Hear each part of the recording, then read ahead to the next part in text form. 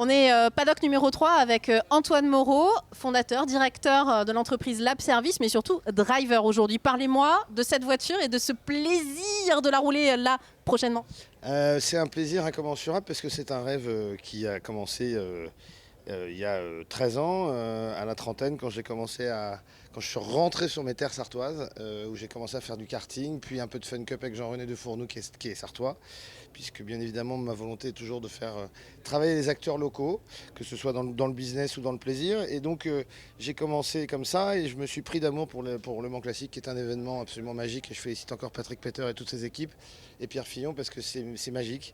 J'ai la chance d'y travailler et j'ai commencé à rouler sur une française, une DB en 2014 et puis 2016 et puis 2018. Et malheureusement, j'ai un de mes meilleurs amis qui nous a quittés pendant le Covid. L'événementiel à ce moment-là marchait pas très bien, comme tout le monde le sait. On a mis 1 an et demi à redémarrer. Mon meilleur ami nous a quittés et il a fallu que je m'occupe.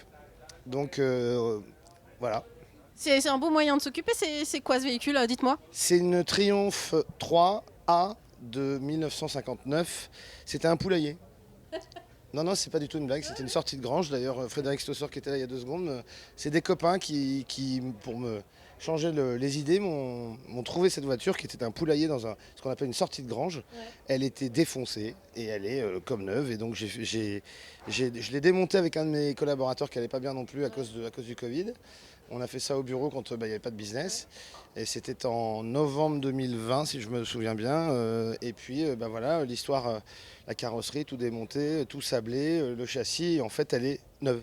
Mais vous avez fait ça avec des copains qui s'y connaissent. Vous travaillez au Technoparc, vous êtes entouré de gens qui...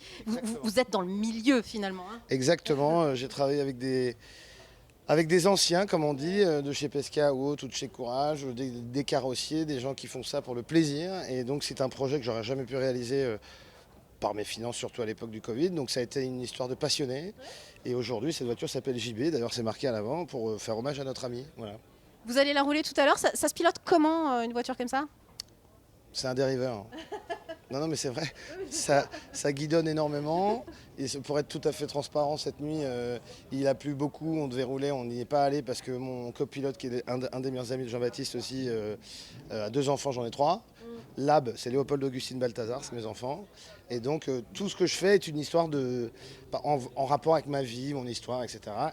Lab Service, c'est aussi votre boulot et vous êtes là sur le circuit depuis des semaines finalement à travailler ici aussi. Oui, puisque mon bâtiment est devant le camping du Hou, au parc des 24 heures, à côté d'Alpine. Et on est là depuis le 10 mai pour le MotoGP, pour les 24 heures, ce fabuleux centenaire évidemment qui était formidable. Vous faites quoi exactement? C'est de l'événementiel, c'est ça? Exactement. En fait, on crée des hospitalités, toutes les structures que vous voyez, la déco, les tentes, l'aménagement, les meubles, enfin tout.